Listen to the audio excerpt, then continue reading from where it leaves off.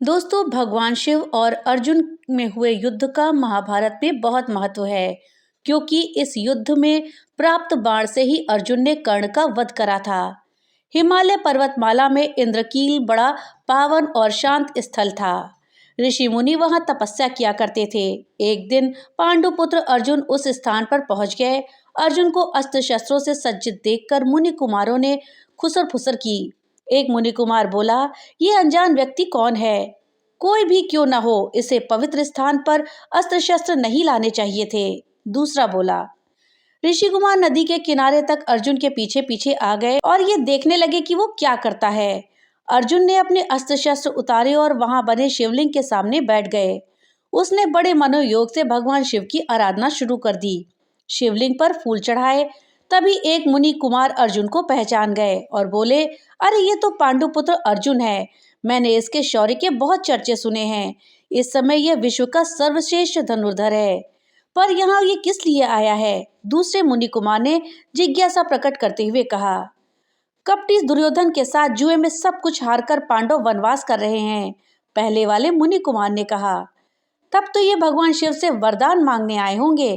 तीसरे ने कहा, कई महीने बीत गए। अर्जुन तन्मय होकर के ओम नमः शिवाय का जाप करते रहे।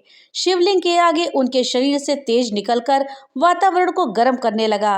इस कारण ऋषि मुनियों को मंत्र पूजा करने में बाधा होने लगी।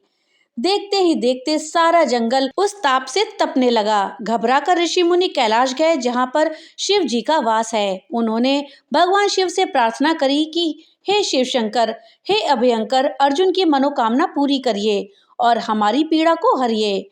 शिव ने ऋषि मुनियों को आश्वस्त किया तो ऋषि मुनि अपने स्थान को लौट गए।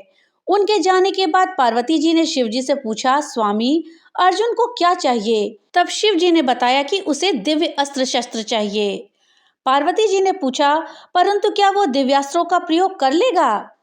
तब शिव जी बोले, मैं उसकी परीक्षा लेकर के देखूंगा। मैं किरात के भेष में जाकर उससे युद्ध करूंगा। पार्वती जी ने कहा, मैं भी साथ चलूंगी। चलो, लेकिन भेष बदल कर। तो ठीक है, मैं किरात नारी बन जाती हूँ। ये बात जब शिव जी के गणों को मालूम हुई तो उन्होंने शिव जी से प्रार्थना करी, प्रभु, हमारी इच्छा है कि हम भी इस युद्ध को देखेंगे, हमें भी साथ ले चलें। तब शिव जी बोले, चलो, किंतु तुम्हें किरात नारियों का भेष धारण करना पड़ेगा।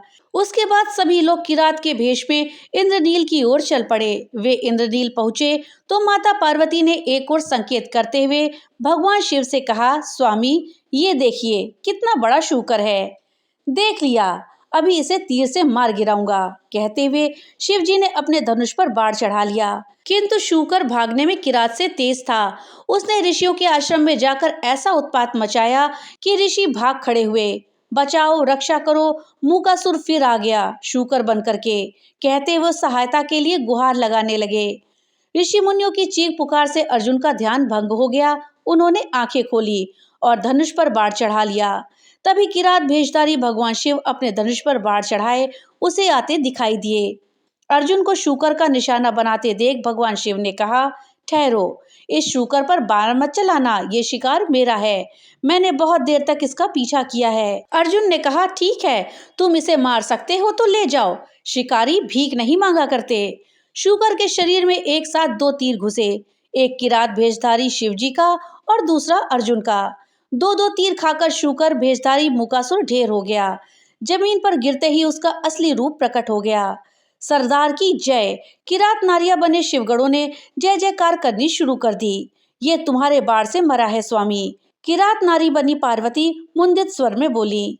किरात नारियों के हर्षोल्लास पर अर्जुन मुस्कुराए। शिव के सामने जाकर बोले, किरात, इस घने वन में इन स्त्रियों को भय नहीं लगता? अकेले तुम ही पुरुष इनके साथ हो। किरात बने शिवजी ने कहा, हमें किसी का भय नहीं, शायद तुम डरते हो भी तो कोमल। अर्जुन ने कहा, मैं कोमल हूँ? तुमने देखा नहीं मेरे बाण ने कैसे शूकर को वेधा है? शूकर हमारे सरदार ने मारा है, किरात नारियों ने चीख करके कहा। ये सच कहती हैं युवक, किरात ने कहा। तुम्हारा बाण शूकर के शरीर में तब लगा जब वो मेरे बाण से मरकर नीचे गिर चुका था। तब तो इस बात का निर्णय हो ही जाना चाहिए किरात कि हम दोनों में कौन श्रेष्ठ धनुर्धर है। अर्जुन गर्व भरे स्वर में चुनौती देते हुए बोले। बस फिर क्या था, दोनों ने अपने अस्त्र शस्त्र एक दूसरे की ओर चलाने शुरू कर दिए। देखते ही देखते भयंकर बाणों की वर्षा शुरू हो गई। लेकिन कुछ ही देर बाद अर्जुन का तुरीर बाणों से खाली हो गया। तब वो विस्मय से बड़बड़ाए और बोले, मेरे सभी बाणों को इस किरात ने काट डाला। मेरा बाणों से भरा सारा तुरीर खाली हो गया, किंतु किरात को खरोच तक नहीं लगी। तभी किरात का व्यंग भरा स्वर गूंजा, धनुर्धारी वीर। उसने झपट कर किरात को अपने धनुष की प्रत्यंचा में फंसा लिया। लेकिन एक ही क्षण में किरात ने अर्जुन से धनुष छीन करके दूर फेंक दिया। ये देखकर किरात स्त्रियां हर्ष से नाच उठी। तपस्वी हार गया। वो जोर जोर से हर्षनाद करने लगी। अर्जुन और भी चिढ़ गए। इस बार वो तलवार लेकर किरात की ओर झपटे और बोले, किरात, भगवान का स्मरण कर ले, तेरा अंत का समय आ गया है। किंतु जैसे ही अर्जुन ने तलवार किरात के सर पर मारी, तलवार टूट गई। अर्जुन निहत्थे हो गए तो उन्होंने एक पेड़ उखाड़ लिया और उसे किरात पर फेंका। लेकिन उनके आश्चर्य का ठिकाना ना रहा, क्योंकि किरात के शरीर से टकराते ही पेड़ किसी तिनके की भांति टूट करके नीचे जा गिरा। जब कोई दूसरा उपाय ना रहा तो अर्जुन निहत्थे ही किरात पर टूट पड़े। किंतु किरात पर इस बात का कोई असर नहीं हुआ। उसने अर्जुन को पकड़कर ऊपर उठाया और उन्हें धरती पर पटक दिया। अर्जुन बेबस हो गए। तब अर्जुन ने वही रेत का शिवलिंग बनाया और भगवान शिव से प्रार्थना करने लगे। इससे उनके शरीर में नई शक्ति आ गई। अर्जुन ने फिर से उठ करके किरात को ललकारा। किरात, अब तेरा काल आ गया है, वो चीखे। लेकिन जैसे ही नजर किरात के गले में पड़ी फूल माला पर पड़ी, वो स्तब्ध होकर खड़े के खड़े रह गए। अरे, ये पुष्पमाला तो मैंने भगवान शिव के लिंग पर चढ़ाई थी, तुम्हारे गले में कैसे आ गई? पल मात्र में ही अर्जुन का सारा भ्रम जाता रहा। वो समझ गए कि किरात के भेष में स्वयं शिव शंकर ही उसके सामने खड़े हैं। अर्जुन किरात के चरणों में गिर पड़े। रूंधे गले से बोले, मेरे प्रभु, मेरे आराध्य देव, मुझे क्षमा कर दीजिए, मैंने गर्व किया था। तब भगवान शिव अपने असली रूप में प्रकट हुए। पार्वती भी अपने असली रूप में आ गईं। शिव जी बोले, अर्जुन, मैं तेरी भक्ति और साहस से प्रसन्न हूँ। हे अर्जुन, तुम्हें क्षमा मांगने की आवश्यकता नहीं है। तुमने कोई अपराध या कोई पाप नहीं किया है। तुम्हारे जैसा महावीर धनुर्धारी त्रिलोक में दूसरा कोई नहीं है। हे पार्थ, साक्षात देवता भी यदि तुमसे युद्ध करने की भूल करेंगे तो उनके भाग्य में पराजय ही आएगी। अंत में विजय तुम्हें ही प्राप्त होगी। हे पार्थ, इसके अतिरिक्त तो तुम्हें और क्या चाहिए? अर्जुन ने कहा, हे पशुपतिनाथ, कृपया मुझे आप अपना शिष्य बना लीजिए। मुझे पाशुपतास्त्र की शिक्षा और दीक्षा दीजिए। भगवान शिव ने कहा, हे अर्जुन, मैं तुम्हें पाशुपतास्त्र प्रदान कर रहा हूँ, किंतु इसका उपयोग सोच समझ करके करना।